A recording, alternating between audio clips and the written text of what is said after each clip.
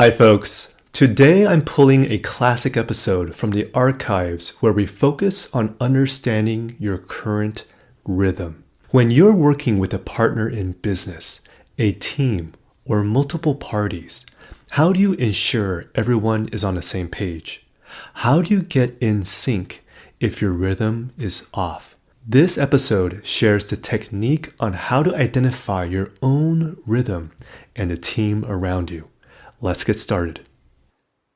Hey, Sam, come here for a sec. Coach, I'm sorry. You know what the happiest animal on earth is? It's a goldfish. You know why? No. Got a 10-second memory. Be a goldfish, Sam. Yeah? Folks, that was from a TV series, Ted Lasso, which I absolutely love. And it was an interaction between Ted, the coach, and Sam, one of the players.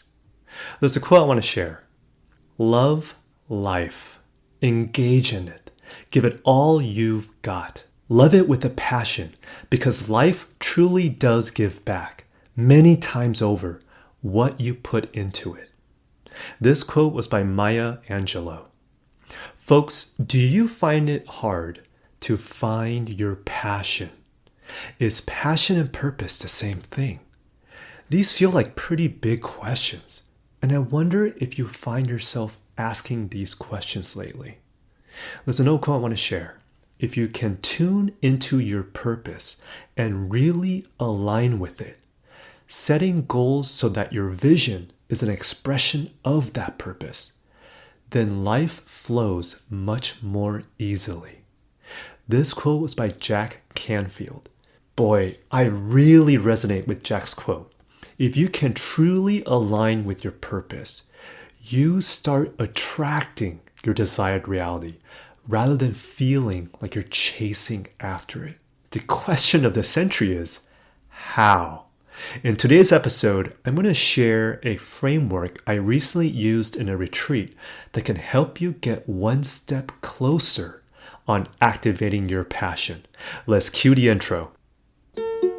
Welcome to the Boom Vision Podcast, the show that empowers you to live an enriching life physically, mentally, and spiritually. I am your host, Benjamin Ye, and I created this podcast to give you perspectives on how to strengthen your mindset so that you can build optimal health, create aligned wealth, and connect with your higher self. It's all interconnected. Let's get to work. Hi, folks. Welcome to episode 94 of the Boom Vision Podcast. We've got quite a show for you today on how to activate your passion in life. Now, this is a big topic to unpack, so let's just dive right in. Earlier this month, I had the immense pleasure of facilitating part of a CEO retreat in Jackson Hole, Wyoming. In one segment of the workshop, we talked about what is your sun? What energizes you and brings you joy and happiness? What is your passion? Now, it may feel like a giant leap of faith for you to discover what is your passions in life. But let me help break it down for you in smaller steps. My question I have for you is that do you live in a paradigm that once I achieve X, then I'll be happy? Once I achieve that revenue goal, once I achieve that promotion, once I achieve that TEDx talk, whatever it is, do you live in that paradigm, in that core belief that once I achieve X, then I'll be happy? If you really think about it, it's really no different than, in Excel terms, circular reference error, because you're just chasing after milestone after milestone. So how do you go about navigating the question of finding your passion? If the entire world or universe is a playground where you can find your passion, where do you even start? It'll probably help you to narrow down the playing field of what section in this world, in this sandbox, that brings you joy. And one way to do it is by eliminating the areas of what does not bring you joy. Because then by partitioning those sections off, you will help increase your chance of finding exactly what brings you joy. And so one of the exercises we did was this topic of your rhythm. What's your speed? What's your rhythm? You may have heard me share this analogy back in episode 58, but if your business or career was a vehicle, think of it in terms of a ship. Are you a rowboat, a yacht, or a speedboat? So what does that mean? A rowboat.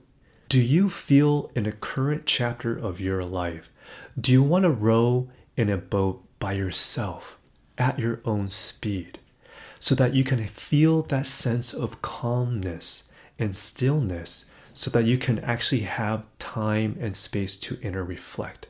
Because going at your own speed, at your own pace, you will be able to find inspiration in doing your best work. Does that speed and rhythm resonate with you? Or is it a yacht? Do you find that you love the rhythm of being on cruise control, enjoying a cruise with either family or friends or close ones in your inner circle on your yacht, enjoying the company, being at the present moment, enjoying that sunset, where you really value the journey more than about getting to the destination? Does that speed or rhythm resonate with you? Or is it a speedboat? Do you feel you have that urge for need for speed? Do you want to go from point A to point B as fast as you can, as efficient as you can, because you love to continually just level up and you want people in your inner circle that go in the same pace, that go with that same speed? Now, keep in mind, there's no right or wrong answer here. This analogy is really to give you that self-reflection, a prompt for you to think about what do you truly, authentically want? What speed and rhythm of life do you feel you resonate with the most? Because being in the right rhythm and speed can help reveal where can you bring you the most joy. There's a quote I want to share. When you do things from your soul, you feel a river moving in you, a joy. This quote was by Rumi. The reason why knowing what speed and what rhythm of life you enjoy is important is because you want to be able to surround yourself with the right people, the right business, the right partners that can resonate and vibrate in a similar frequency. Because if you surround yourself with people with different speeds, that might make you feel anxious. That might make you feel like you're being slowed down or too sped up in terms of outside your comfort zone. And so one of the exercises I did in the CEO retreat was that I first asked the group, which boat resonates with you the most in the current chapter of your life? Is it a rowboat? Is it a yacht? Or is it a speedboat? And based on their response, what I did was I divided them up into 3 different groups, depending on their answers. And then what we did was we played a game. And the game was called Marshmallow Tower, where I brought spaghetti strands, dry spaghetti strands, some marshmallows, and some tape. And so the name of the game was, within a certain amount of period of time, how fast can your group build a structure just using spaghetti strands, marshmallow, and tape in terms of how high the tower can be. And the way we're going to measure it is whichever the highest marshmallow is in your structure, that will be measured as a high point. And so once we divvy up the team rowboat and team yacht each got 12 minutes to build, whereas the speedboat team only got 9 minutes. And it was so fun to just witness and see how the team interacted and played. And towards the end, we debriefed on what is it that you like the most, what worked, what doesn't. But the very last question I asked him was this: do you feel the category of the rhythm you selected, is that in alignment with where you have the most fun? Did this experience amplify a part of you that you already know? Or did it reveal a part of you that you didn't know about yourself? Because that's the thing. Sometimes we think it's one certain way. But until we experience it, that's when we truly know. I mean, for example, you can read hundreds of books on how to do a push-up, but until you get down on the floor and do your first push-up, you won't know how it feels. And that's the key word, feel. The thing about passion is that I haven't met anyone with a passion that they hate. I'll say that again. I haven't met anyone with a passion that they hate. The person I meet when they talk about their passion or passions is that they speak about it so passionately. They love it. They feel so much joy when they get to talk about their passions and when they're experiencing it. The feeling they feel when they're doing their passion is of abundant amount of joy and happiness. So if you don't know what your passion is yet, then let's just narrow down the playing field of what doesn't bring you joy to a more refined playing field of what can bring you joy. And part of that process is understanding what's your speed and rhythm of life that you resonate with. This is the main intention of why I shared that marshmallow tower exercise. What is your sun? The sun is what brings your soul joy and lights you up. Now, here's a pro tip. If you're currently feeling stuck, if you currently feel like you're in this funk and you don't know how to get out of it, do what I call a circuit breaker. So let me share a quick side story. My dog Honey yesterday, when it was middle of the day and I was working in the kitchen island, for some reason she just snuck up right next to my foot and just laid down on the floor. And it wasn't until a few minutes into it that I noticed, because my legs would brush up against her body, that her whole body was starting to shiver. And I was like, Honey, what's going on? And I can see that she got spooked by something. It's like she was just really scared and her body was starting to shake.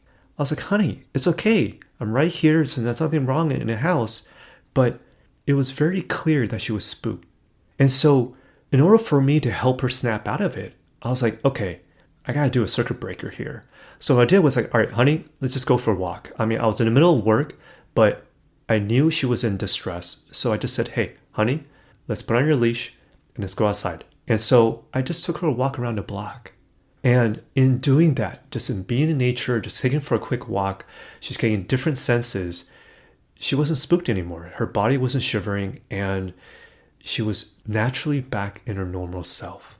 And so the takeaway I want to share in that story is that what is your circuit breaker that you can use for yourself when you get into that moment of feeling stuck, when you're in that funk? And some of the ways that I do, some of the circuit breakers that I use is I just take a pause, I get up, and I take a small walk in nature.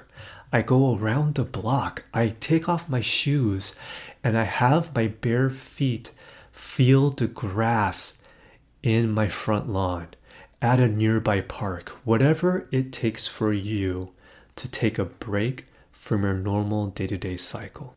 The key is when you feel stuck is how can you get your energy to start flowing in your mind, in your body. And the last story I want to share also involves my dog Honey. And this happened in dinner a couple days ago.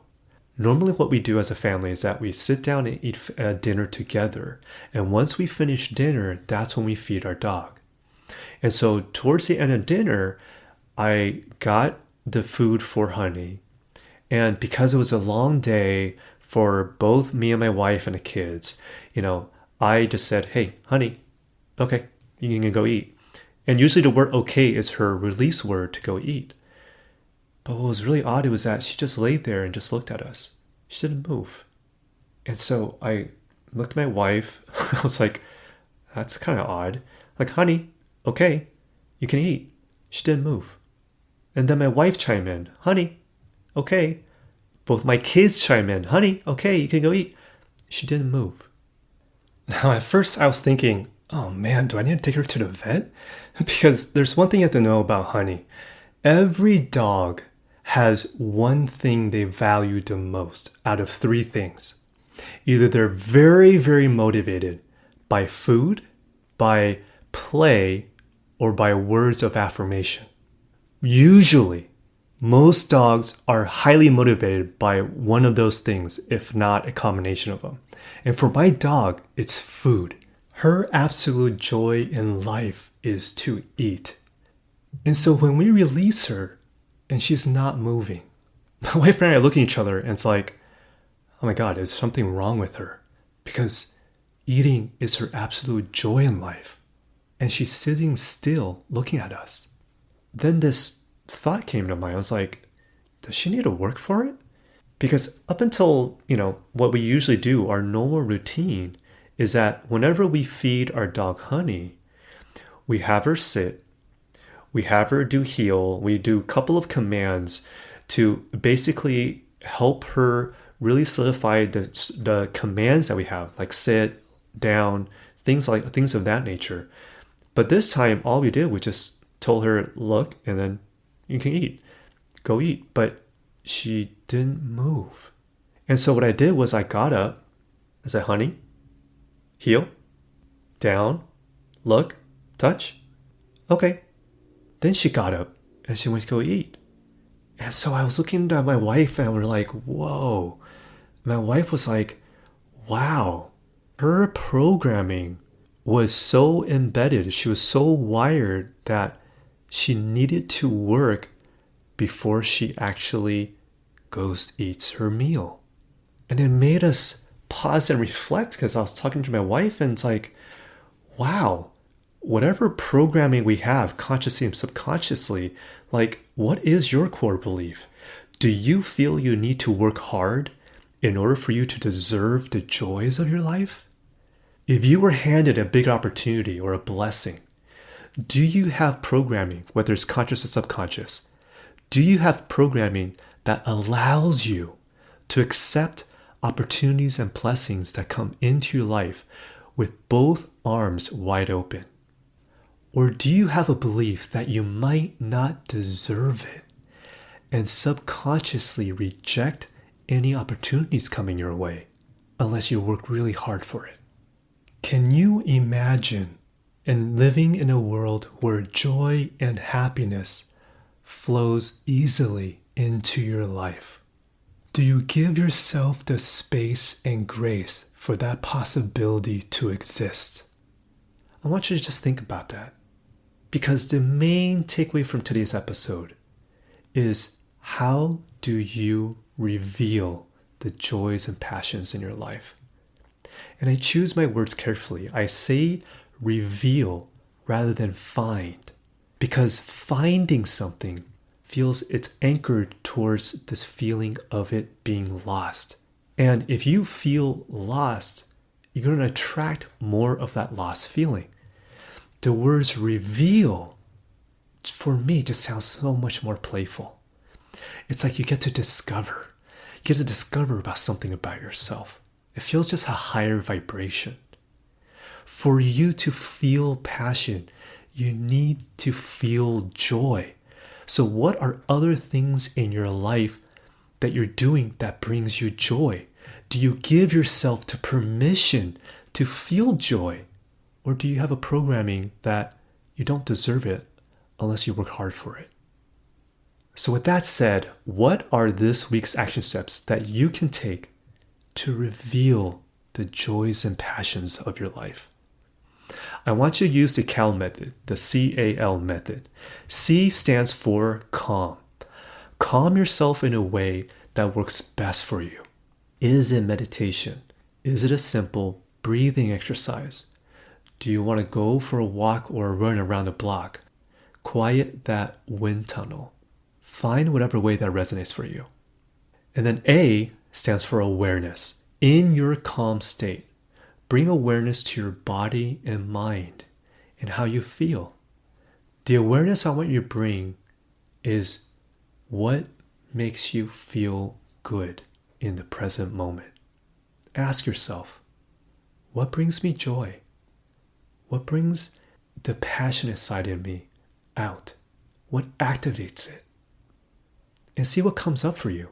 The L stands for language. I want you to pay attention to the thoughts and the language that you use that are going through your mind. What language do you use when you ask yourself the questions? Do you prioritize self-care in your life? Or is self-care a low priority after you serve everyone else? What response comes to you? Ask yourself the question, do you seek joy and laughter in life? Or are you just solely focused on finding solutions? Do you allow yourself the permission and space to play and explore the endless possibilities in your world on what can bring you happiness and joy? Or is the language you use, once I achieve X, then I'll be happy? Because here's the thing, the more you are in alignment with the energy of joy in your present moment, the easier it is for you to reveal your passion. So final thoughts for today's episode. There's a quote I want to share. The purpose of dancing isn't to end up at a particular spot on the floor. The purpose of dancing and of life is to enjoy every moment and every step, regardless of where you are when the music ends. This quote was by Wayne Dyer. Do you resonate with this quote? I want to share something with you. My daughter the other day was playing in the backyard and she was hitting this plastic bottle because she was trying to get this cork that was stuck on the top. And so because she was banging on this table, I actually stepped outside of my office and went to the backyard. And when I went outside, I asked my daughter if she needed help. Now, normally I would try to solve her problem because I was in the middle of my work. But because I just facilitated this phenomenal retreat, my intuition was telling me to do something different. So what I did differently was I asked myself, how can this be fun? So you know what I did? I asked my daughter if I can help her. And when she handed me the bottle, what I did was I started hopping up and down and spinning myself around like in a 360. And I was asking my daughter to do the same thing. And so when she was hopping and turning around just like I was as I was trying to fix this bottle, she started giggling. And I kept turning and spinning until I finally got the cork off the top of the bottle. And I handed it to her. But as I was listening to her giggle and I saw her smile, it just brought me so much joy as a dad. Why I'm sharing this story with you is because I want to tell you something. My natural autopilot programming is to create a solution and move on to the next one. Making something fun is not a natural way that I operate. But when I have this awareness, when I start asking different questions, I arrive to different answers and I start changing my reality. So the one question I want to bring to my forefront now is how can I solve this problem and have fun doing it? Because when you start prioritizing joy in your life, magic happens and you start shifting your reality. You've got this. I love to hear your thoughts. Send me a DM on Instagram at Benjamin Ye. I'd love to hear if this resonates with you. And if you enjoyed today's episode, I encourage you to rate and review this show on Apple Podcasts so that other people can find this show as a resource to help them start thriving in their life. In the famous words of Ted Lasso, be a goldfish. Until next time, folks, be kind to yourself. Be in the light. Be you. Thank you so much for tuning in to my Boom Vision podcast. If you'd like to find out more about me and this podcast, head over to benjaminye.com. That's spelled BenjaminYe.